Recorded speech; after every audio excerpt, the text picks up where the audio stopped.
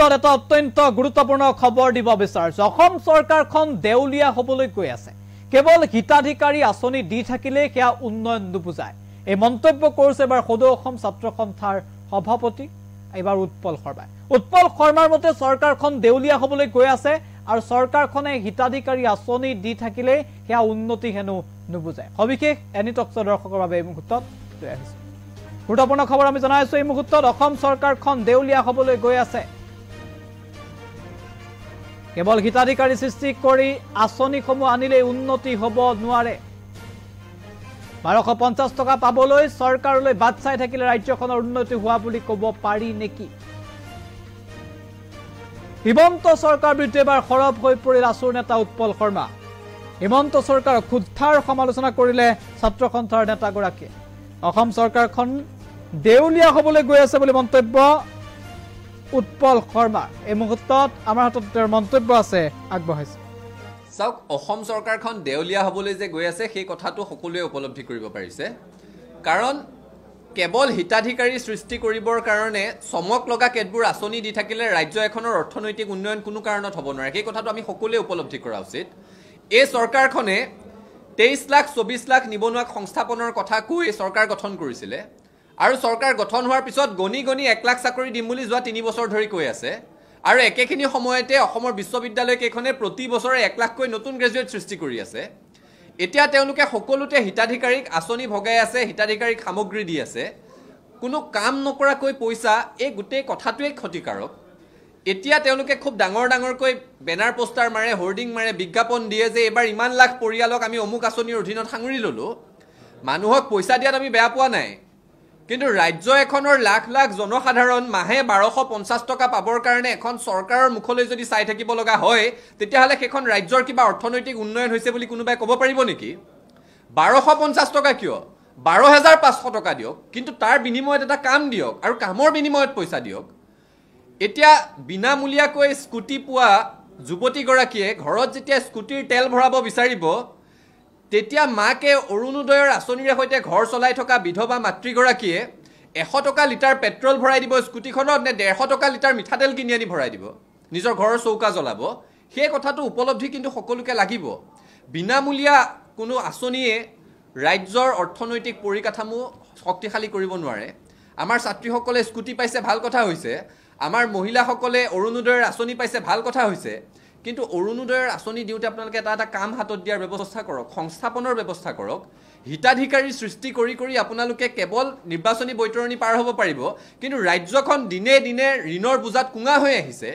এতিয়া বাতৰি প্ৰকাশ পাইছে যে মধ্যাহ্ন ভোজনৰ ৰাহি হোৱা ধনৰ টকাকেইটাও আকৌ চৰকাৰে ঘূৰাই বিচাৰিছে। এতিয়া মহাবিদ্যালয়সমূহৰ, বিশ্ববিদ্যালয়সমূহৰ অৱস্থা চাব। ফি ৱেভাৰ স্কিম দিছে, ভাল কথা হৈছে, কিন্তু ফি ৱেভাৰ স্কিমৰ বিনিময়ত ৰাজকোষৰ পৰা যিখিনি পইচা মহাবিদ্যালয়সমূহে, বিশ্ববিদ্যালয়সমূহে সময়ত পাব লাগে, সেইখিনি পায় নে নাপায়? নাপায়। বহু মহাবিদ্যালয়, বহু বিশ্ববিদ্যালয়ৰ এতিয়া এনেকুৱা অৱস্থা যে মহাবিদ্যালয় সপ্তাহটো পাতিবলৈ, বিশ্ববিদ্যালয় সপ্তাহটো পাতিবলৈ, সৰস্বতী পূজা পাতিবলৈ, নৱাগত আদৰণি সভা পাতিবলৈও পুঁজিৰ অভাৱ হয়, কাৰণ সময়মতে চৰকাৰে দিব লগা পুঁজিখিনি ঘূৰাই নিদিয়ে। কেৱল চমক সৃষ্টি কৰিবলৈ, কেৱল হিতাধিকাৰী সৃষ্টি কৰিবলৈ, কেৱল নিৰ্বাচনী বৈতৰণি পাৰ হ'বলৈ যদি এই ধৰণে ৰাজ্যখনক ঋণৰ বোজাত পুত নিয়াই থাকে, তেতিয়াহ'লে অসমৰ অৰ্থনৈতিক অৱস্থা ভয়াৱহভাৱে বিকল হৈ যাব। আৰু চৰকাৰক আমি আহ্বান জনাইছোঁ, কামৰ বিনিময়ত ধন দিয়ক, সংস্থাপন দিয়াৰ দীৰ্ঘম্যাদী পৰিকল্পনা লওক। কেৱল নিৰ্বাচন জিকাৰ আঁচনিৰে সৈতে ৰাজ্যখনক ঋণৰ বোজাত পুত নিনিয়াব। চাওক, অসম চৰকাৰখন দেউলিয়া হ'বলৈ যে গৈ আছে সেই কথাটো সকলোৱে উপলব্ধি কৰিব পাৰিছে। কাৰণ কেৱল হিতাধিকাৰী সৃষ্টি কৰিবৰ কাৰণে চমক লগা কেতবোৰ আঁচনি দি থাকিলে ৰাজ্য এখনৰ অৰ্থনৈতিক উন্নয়ন কোনো কাৰণত হ'ব নোৱাৰে। সেই কথাটো আমি সকলোৱে উপলব্ধি কৰা উচিত। এই চৰকাৰখনে 23 লাখ 24 লাখ নিবনুৱাক সংস্থাপনৰ কথা কৈ চৰকাৰ গঠন কৰিছিলে আৰু চৰকাৰ গঠন হোৱাৰ পিছত গণি গণি 1 লাখ চাকৰি দিম বুলি যোৱা 3 বছৰ ধৰি কৈ আছে। আৰু একেখিনি সময়তে অসমৰ বিশ্ববিদ্যালয় কেইখনে প্ৰতি বছৰে 1 লাখকৈ নতুন গ্ৰেজুৱেট সৃষ্টি কৰি আছে। এতিয়া তেওঁলোকে সকলোতে হিতাধিকাৰীক আঁচনি ভগাই আছে, হিতাধিকাৰীক সামগ্ৰী দি আছে। কোনো কাম নকৰাকৈ পইচা, এই গোটেই কথাটোৱেই ক্ষতিকাৰক। এতিয়া তেওঁলোকে খুব ডাঙৰকৈ বেনাৰ পোষ্টাৰ মাৰে, হোৰ্ডিং মাৰে, বিজ্ঞাপন দিয়ে যে এইবাৰ ইমান লাখ পৰিয়ালক আমি অমুক আঁচনিৰ অধীনত সাঙুৰি ল'লোঁ।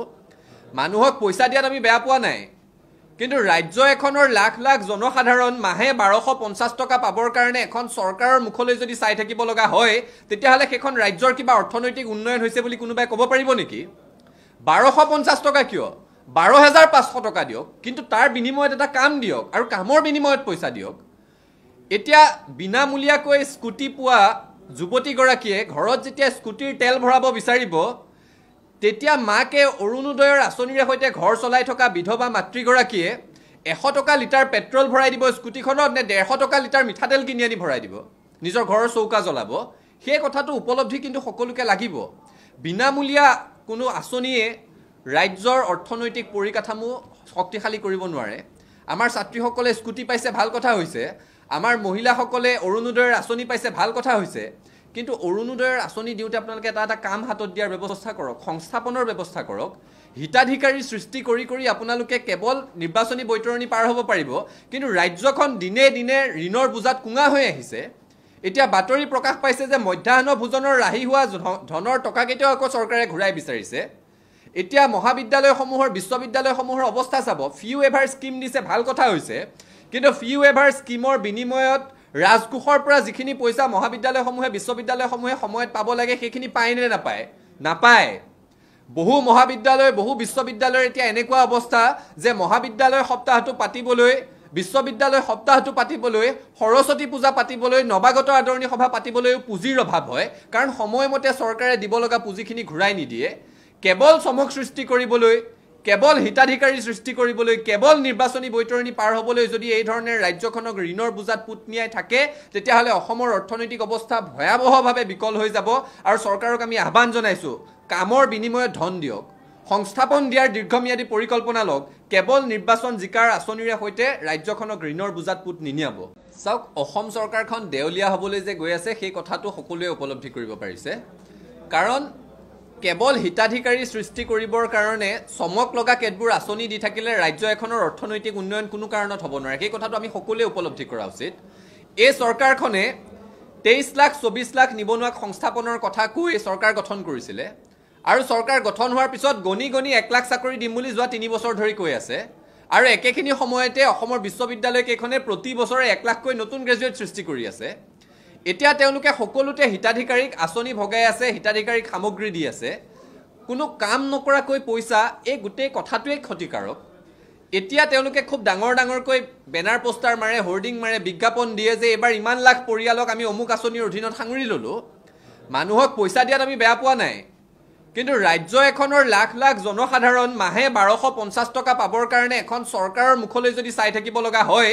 তেতিয়াহ'লে সেইখন ৰাজ্যৰ কিবা অৰ্থনৈতিক উন্নয়ন হৈছে বুলি কোনোবাই ক'ব পাৰিব নেকি 1250 টকা কিয় 12500 টকা দিয়ক কিন্তু তাৰ বিনিময়ত এটা কাম দিয়ক আৰু কামৰ বিনিময়ত পইচা দিয়ক এতিয়া বিনামূলীয়াকৈ স্কুটি পোৱা যুৱতীগৰাকীয়ে ঘৰত যেতিয়া স্কুটিৰ তেল ভৰাব বিচাৰিব তেতিয়া মাকে অৰুণোদয়ৰ আঁচনিৰে সৈতে ঘৰ চলাই থকা বিধৱা মাতৃগৰাকীয়ে 100 টকা লিটাৰ পেট্ৰল ভৰাই দিব স্কুটিখনত নে 150 টকা লিটাৰ মিঠাতেল কিনি আনি ভৰাই দিব নিজৰ ঘৰৰ চৌকা জ্বলাব সেই কথাটো উপলব্ধি কিন্তু সকলোকে লাগিব বিনামূলীয়া কোনো আঁচনিয়ে ৰাজ্যৰ অৰ্থনৈতিক পৰিকাঠামো শক্তিশালী কৰিব নোৱাৰে আমাৰ ছাত্ৰীসকলে স্কুটি পাইছে ভাল কথা হৈছে আমাৰ মহিলাসকলে অৰুণোদয়ৰ আঁচনি পাইছে ভাল কথা হৈছে কিন্তু অৰুণোদয়ৰ আঁচনি দিওঁতে আপোনালোকে এটা কাম হাতত দিয়াৰ ব্যৱস্থা কৰক সংস্থাপনৰ ব্যৱস্থা কৰক হিতাধিকাৰী সৃষ্টি